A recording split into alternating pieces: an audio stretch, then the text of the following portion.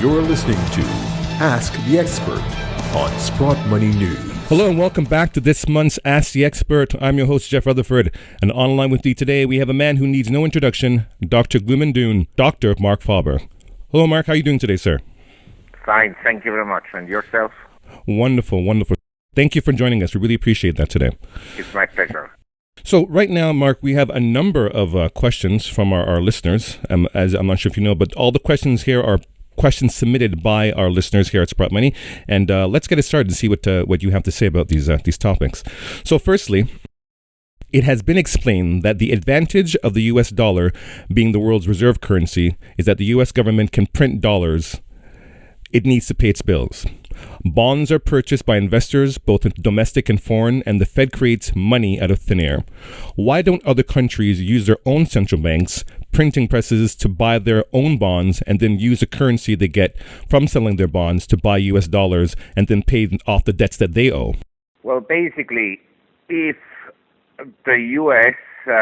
buys its own bonds, then because of the status of being a reserve currency, they basically buy their own currency.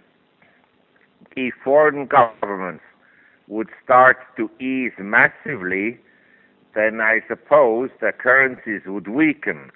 Now you may say, well, why did the dollar strengthen amidst the fact that the U.S. has printed money?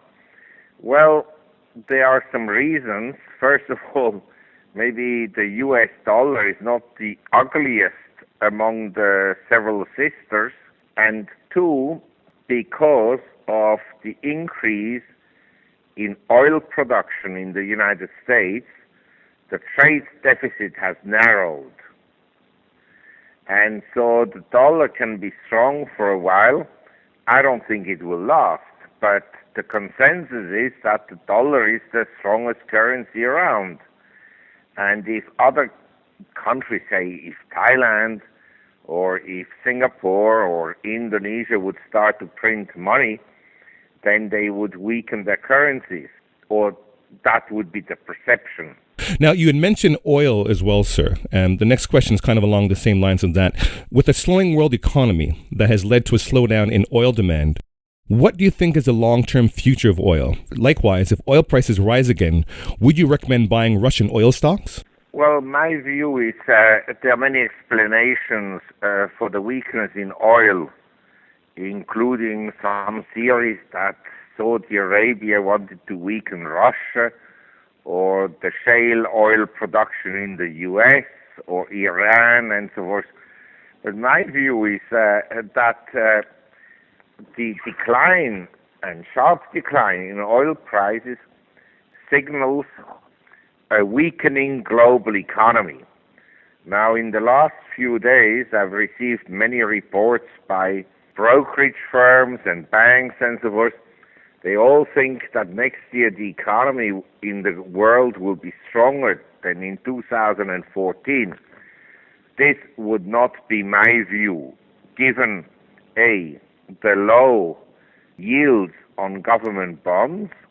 That would seem to suggest to me that there are still some growth issues in the global economy, and the sharp fall in industrial commodity prices would also suggest to me that the economy will be weaker than expected. And I live in Asia. I can say that we're not in a recession or in a deep recession, but there's very little growth at the present time. In fact, I would argue there's hardly any growth at all. And as far as Russian oil stocks are concerned, and I think the oil price can rebound here short term, but you might as well buy some oil drillers in the United States or oil servicing firm or oil companies. Why take a huge risk in Russian oil companies? Makes sense. Now, likewise, sir, kind of moving over to gold as well. It has been said that you were not in favor of the Swiss gold initiative in terms of the referendum. If that is the case, why? That is completely untrue. I said that I was in favor, but I would prefer to have the National Bank in Switzerland owning at least 50% of their reserves in gold, not just 20%. That's precisely what I said. I also argued that it will not be accepted by the public because the media was against it, all the political parties were against it, and so forth and so on. So I was in favor of it, but I didn't expect it to be accepted by the public. And the reason I'm in favor of it, I believe that central banks today have much too much power. Basically, central banks are run by bureaucrats, mostly academics. They are studied at nice universities and so forth. They crunch numbers. 99% of them never worked in the private sector.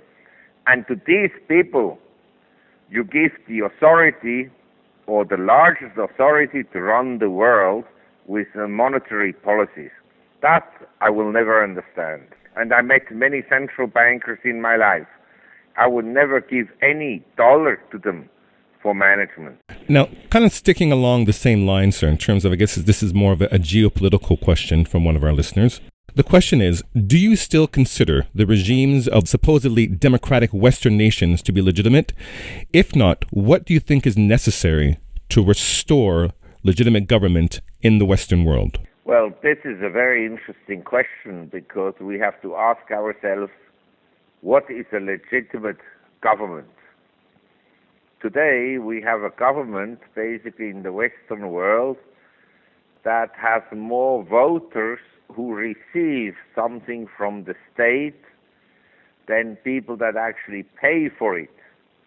And so I think that democracy is an untested system. We had maybe 7,000 years of history of civilization, and democracy is precisely, roughly, maximum 100 years old, maximum.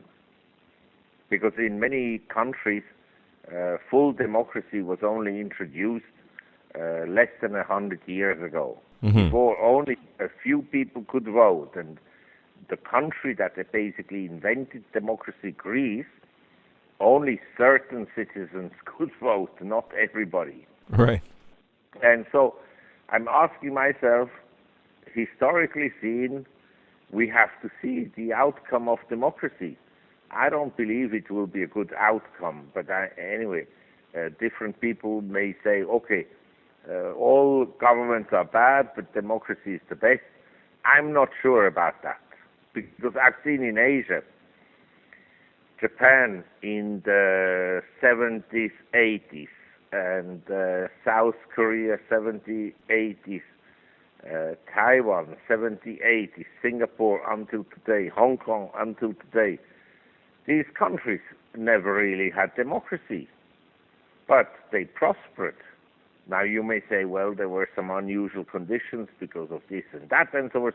That may be true, but nevertheless, I've seen prosperity already in countries like, or in cities like Venice, Florence, Amalfi,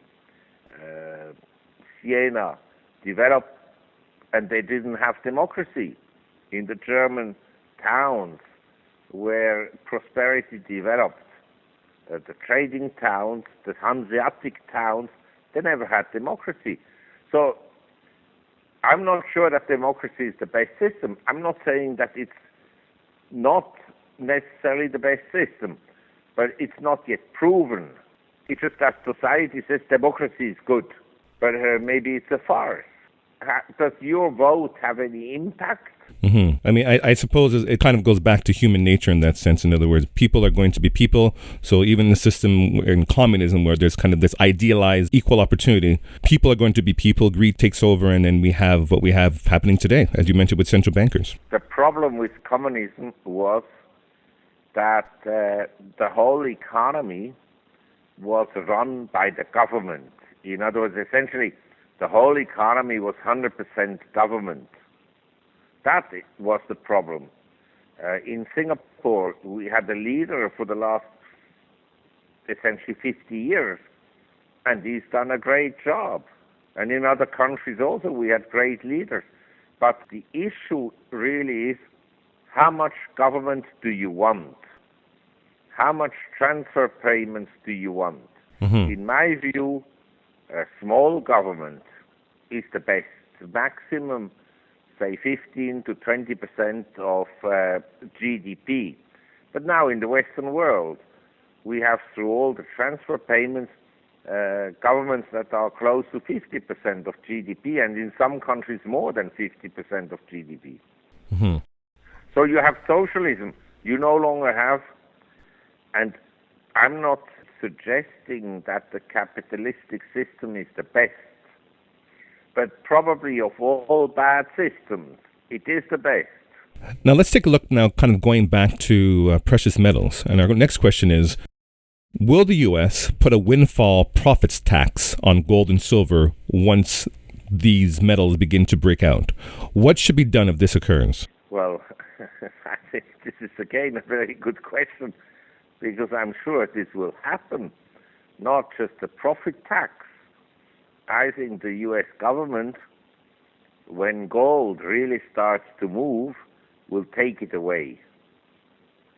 They will pay something, say, like in 1933, they paid $25 per ounce of gold that people held, and after they had collected most of the gold, of course not the gold that was held by government officials, or to precisely say by corrupt government officials, because they're all corrupt, they revalued the gold to $35. So the investor lost out. And I think what will happen, the U.S. will eventually,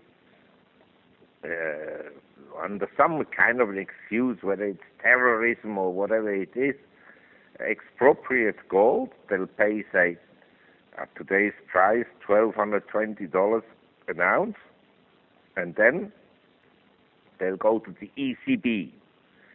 The ECB and the Federal Reserve are one and the same. The Bank of England also. They talk to each other every day. They're the chief manipulators of everything. And then they say to the ECB, well, because we do it, you also should do it. And the Draghi type of, I don't want to say what I think of him, but I say Draghi type of personalities, they say, yeah, we do it also.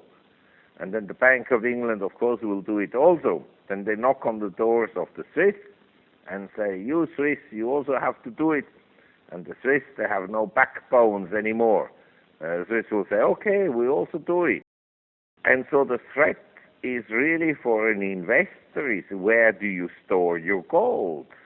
Because if you have it in a bank or in an ETF, it may be taken away. And whereas I think that the Sprott physical gold are the best ones, when the U.S. knocks on the door of Canada and says, you have to do the same, the Canadians will also say, yeah, okay. And so the best probably is to store gold in Dubai, in Hong Kong, Singapore, physically. Physical ownership makes more sense, clearly. Said that, gold shares are, of course, incredibly low compared to the physical price of gold. Well, here's another question, Mark. It's more along the terms of an investment for our listeners. So currently, is it better for amateur individual investors to have some exposure to equities and bonds, or should they stay away from those markets altogether? My view is very simple. I have no clue, although I'm an investment advisor, how the world will look like in 5 years' time. Now, maybe some forecaster knows, but I haven't met them yet, and I'd like to meet them yet. The fact is simply we don't know much about the future. We even know little about the present and the past. And my advice to anyone investing is diversification. You have to own some equities, you own some gold, you own some cash and bonds, and you own some real estate. That is what you should do, because we don't know. But in general, I believe that investors will be deeply, and I repeat, deeply disappointed by future returns. Some assets will go up and some assets will go down. Just consider, oil drilling stocks have declined by roughly 40-50% from the peak. Mm-hmm. The oil price is down 40% in 6 months.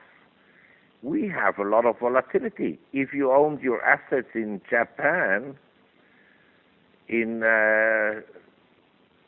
equities, you did okay because the equity market has rallied, whereas the yen has collapsed. But if you owned it, say, in real estate, the real estate hasn't rallied as much as the yen went down. If you owned it in cash, you've been basically losing a lot of money. So we have nowadays a lot of volatility, and nobody knows. It depends all on the interventions. But I would say this: the whole world believes that because of money printing, stocks will automatically go up. That is far from certain. At one point, this correlation between money printing and stocks going up will break down the way the correlation between money printing and gold price broke down after 2011. So we don't know. This is my view. Now, your listeners may say, what kind of an idiot you have in your interview? He doesn't know. But this is the fact. I rather say that nobody knows for sure. A lot of money will be lost by people who are overexposed in a sector that will collapse in price, and some people will make money because they gambled on the right move in the exchange rates or in bonds or in stocks. But I don't know. So I'm diversified. One thing I know. Okay. End will not be pleasant. We have a systemic risk, and the system, such as it is today, is not going to survive for long. Maybe another 5 years, maybe another 10 years, maybe only 1 year. But the end will not be pleasant for investors. That is what I know. Understood, sir. Now, let's take a look at this now. Given the recent quintupling of the U.S. monetary base and revelations of massive serial rigging of global currency markets, what do you think will happen when the U.S. dollar falls to its real value? What do you think that real value is, for that matter? Again, you have very good questions. Nobody knows for sure. I mean, the U.S. has still, or is still, a superpower from a military point of view. From a prestige point of view, the U.S. is in the dumps because everybody in the world now realizes what kind of a hypocritic leadership the U.S. has. They go around the world and tell people about democracy. They tell about people about human rights, about torture, about evil regimes, about nation building. And what do? Torture has been exposed. So the prestige of the U.S. is gone forever. And nobody will ever trust the U.S. anymore. I agree, sir. I think after we saw what happened in the UN with the council, and we're hearing Barack Obama called, the three most relevant threats to humanity, and he names Ebola number 3 and the Russian Federation number 2. I think we've reached the point of absurdity at this point. It's a complete joke. And then you have Dick Cheney and his mafia colleagues telling the world that this was absolutely legal and so forth. I mean, it's a complete joke. The Americans, when they travel alone, they're welcome everywhere. But nobody in the entire world likes the U.S. government any longer. That should be clear. Right, I see what you mean, sir. They're the laughing stock of the world. The laughing stock. Actually, it's more tragic. It would be nice to be the laughing stock, but people look at the U.S., they come and advise other countries how to run their business and so forth, and themselves, they live by American exceptionalism. What kind of a story is this? It's actually depressing. Well, let's take a look now at the idea of global debt. What is your opinion about the possibility of a global debt jubilee? How might one be manifested? Yes, I mean, I think this is a real issue in the sense that what could happen is that in a concerted effort, central banks around the world would essentially buy up all the government bonds. It's possible.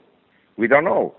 The U.S. Treasury and the ECB, the Bank of Japan is a good example. They're buying all the government bonds that the government is issuing. What the outcome will be, we don't know for sure. But again, my view would be that the outcome will not be very favorable.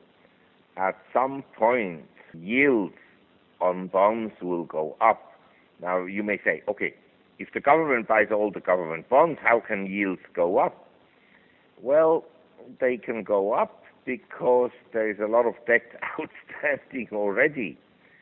And whereas the government debt may not collapse in price, in other words, yields on government bonds may not go up substantially, what may happen is that corporate bond yields, and in particular high-yield bond yields, could go up substantially.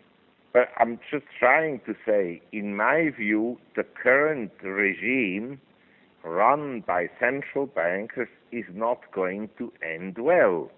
I mean, someone has to pay for the government's expenditures, and if you have these kind of deficits that we have in most countries, eventually something will happen. And we do not only have rising government debts, we have rising corporate debts, rising household debts, and so forth and so on. And we have the unfunded liabilities. Nobody talks about that. I mean, let's put it this way. I think it's important for an individual to think this through very carefully. I don't think that real estate will be expropriated, but because everybody owns real estate, so it's politically not acceptable. But it can be taxed more heavily because it's very visible. And so I'm not so sure that real estate is the best investment, but at least you're not going to lose everything. Then comes equities. If you compare equities, say, in Switzerland, blue chip stocks yield, say, around, have a dividend yield of maybe 3%, 2.5%, 3%. And the government bond yield now in Switzerland is less than 0.25% on 10 years government bond. So, if I buy a Swiss government bond for 10 years, the maximum I will earn if I hold it to maturity is, as of today, precisely 0.24% per annum. Doesn't even cover my fees to the bank. Right. Now, if I buy blue chip stocks, I earn, say, a dividend yield of 2.5%, 3%. In some cases more, in some cases a little bit less. But over a 10-year period, I think that these stocks are going to be a better investment than the bond market. Now, on the other hand, if I look at the U.S., the 10-year government bond yield is 2.2% today. In France, it is less than 1%. So I'm saying to myself, well, maybe, government bond yields are reasonably attractive, and everybody is bearish about bonds. But as I said, I don't know. I'm just saying, in absence of knowing, the best the investor can do is to say to himself, central banks have created a low-return environment. A low-return and high-risk environment, I may say. And in this low-return, high-risk environment, the best strategy is probably to be diversified. I mean, I'm happy if in the next 5 years I don't lose any money. Yes, sir. I'm not greedy and want to earn any money. I prefer not to lose any. I think we don't want to lose any, sir. I agree. And you at Sprott, you know that. To take big exposures is a very risky proposition. And I want to explain you why. When you print money, and this has been observed by Copernicus already in the 17th century, and by David Hume and Irving Fisher, the money does not flow evenly into the system. So when you print money, some things go up and others don't. And some things go up and then there is a bubble and they collapse, like the Nasdaq in 2000 and the housing bubble in the US in 2007, and so forth and so on. So you just don't know exactly when the bubble bursts. And not all asset prices are touched positively. To say, if you bought gold in 2011 at the peak, $1,921, September 2011, you lost a lot of money. But the logic would have said, there's money printing, the gold price will go up. Mm-hmm. And so the way gold went down by essentially 40% since then, and oil prices collapsed by 40% since then, the U.S. stock market could also collapse easily by 40%. Actually, I'd be surprised if it only collapses by 40%. But I don't know precisely from which level. That is the problem. Understood, sir. Now, let's take a look at a question about mining now. Recently, Rick Rule has said he's expecting a capitulation in equities within the precious metals mining sector. Whether or not this capitulation is actually reached, with miners down 80%, why are institutional investors or sovereigns like China not moving into this space more rapidly and acquiring these shares at these hugely undervalued levels? Well, first of all, what is overvalued and undervalued is a subjective judgment. And I tend to agree with Rick that gold shares, they're down 80% and they are cheap compared to the physical price of gold and compared to Facebook and Google's and all these Netflix type of stocks. That I agree entirely. But you have to understand, institutional investors, either they are ETFs, which are passive investors, they buy indices, the S&P 500 or the Toronto Stock Exchange Index or whatnot, or they are active managers. And the hedge funds are also active managers. Now, they don't care about what will happen in 5 years' time. They care what will happen within the next week. They want to be in stocks that move within a week, within a month, because they need to show performance. If they don't show performance, then their clients leave them. So everything has become very short-term oriented. And I would suggest to an investor to forget about the short term, but to think from a longer term perspective, where is their value? I happen to think and agree with Rick Rule that there is value in gold mining shares. And I think they could easily rebound from this level by 30 to 40%. The GDXJ, the Junior Gold Mining Stock Index, has in the first 6 months of the year did rebound 40%, but then it came back again to essentially its low. So we have volatility in these stocks, and personally, I hold, of course, much more in physical gold than in gold shares. But because I'm a director of Nova Gold and Sprott Inc. and Sunshine Mining and Ivanhoe, I also own shares. Mm-hmm. And I think they're very cheap at the present time, and they could easily double, all of them, easily. But the mood, look, investors buy high and sell low. Please remember that. I went to dinner in 1999 in St. Moritz in Switzerland. There were lots of people with money, and they said, oh, we make so much money buying and selling the Nasdaq and tech stocks and so on. Then they asked me my opinion. I said, gold is very cheap. It was at that time $255 or something like this. Then they said to me, gold only goes down.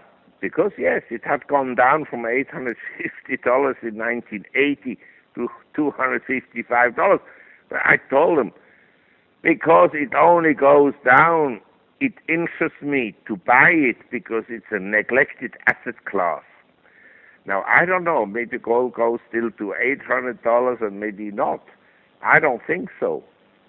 But before the Swiss initiative, the media was extremely negative about gold, because if the initiative in Switzerland would have been accepted, it would have given a message to the world. Central banks may start, or may have to, under the pressure of the voters, to own some gold. And so the sentiment about gold, copper, euro, oil, at the present time is maximum, and I repeat, maximum bearish. So I think a rebound may take place. Is it the new leg in the bull market? Who knows? But I think gold could easily shoot up by $100 here, and gold shares could easily go up by 30-40%. We really hope so. I think we're waiting for a comeback at this point. We shouldn't hope. We should always think realistically. The fact is simply, when I look at these people in central banks and their money printing, and believe me, they will never admit that they've been wrong. They've printed money like crazy, and the global economy basically is stagnating. And I've written about this. The more money you print, the more real wages go down. That is the problem. So, sir, the next question, actually, we just talked about Rick Rule. This question now is kind of centered around something that Jim Willie actually stated. Jim Willie states that the USA really didn't stop their bond buying, and the reason Japan is printing is because the buying is going through their central bank now. Is there any truth to this? Have you ever heard anything about this before? Well, there are many theories and so forth. I think they're still buying bonds because they are in the interest on the existing positions. And what they can do is, let's say, the ECB buy bonds, or the Bank of England, or the Bank of Japan, and so forth. That's why I said the Fed and the ECB and the Bank of England, the Bank of Japan, basically they talk to each other every day. They are the mafia, the chief manipulators. And We don't know exactly what is being said. That's why it creates a lot of uncertainty in the market, and in my view, undue volatility. But one thing I'm sure, before the whole system collapses, the governments and the agents, which are the treasury departments and the central banks, will do everything to protect the system from collapsing. And in my view, this will involve much more QEs around the world. Now, kind of going back to, I talked a little bit about Russia, and you talked a little bit about Russia as well. After the latest anti-Russia resolution, which I believe is Bill 758 of the U.S. Congress, and the scathing condemnation and assessment of Ron Paul, do you think the U.S. government is committed to starting World War III? Well, I don't think they're committed to it. In principle, nobody wants war, but who knows? Under Obama, I don't think it will happen. But in future governments, who knows? Let's say, I hope it will not happen, because war is horrible. And the Western world does not have the spirit to fight wars anymore. You look at the millennials. How many of them do you think will be on the front line? I have to laugh when I see all these Facebook clowns. You think they're going to fight the war? Right. Never. They'll send some soldiers, mercenaries, and the mercenaries are basically out to make money, not to fight really wars for the purpose of an ideal or a purpose. They're out there to make money. And so the outcome is going to be a disaster. If the U.S. couldn't do any better in Afghanistan and Iraq, what do you think would they achieve against China or Russia? Very true. It's going to be a disaster. But for defense stocks, it may be good. For gold, it may be good. I don't know. But I'm actually happy to be 68. So I'll pass away in, say, 10 years' time. Don't have to watch the disastrous economic and geopolitical decisions of the Western world. Sometimes it depresses me, believe me. Well, sir, it's been a pleasure speaking to you. Of course, we've been speaking to Dr. Marc Faber, Dr. Gloom and Doom himself, and we urge our listeners to go to gloomboomdoom.com to get more insight from this man who we've been speaking to today. Dr. Faber, thank you for joining us today, sir. It's been a pleasure speaking to you. Thank you very much. Yes, I also wish your listener Merry Christmas, although nowadays it's not even politically correct to say that in many countries. You should say festive season. But Happy New Year is still valid. Wonderful, sir, and all the best to you too. Yes, thank you very much. Wonderful. And to our listeners, thank you for listening. This is Jeff Rutherford for Ask the Expert. This is the last Ask the Expert for the year, so have a Merry Christmas and a prosperous New Year. Take care.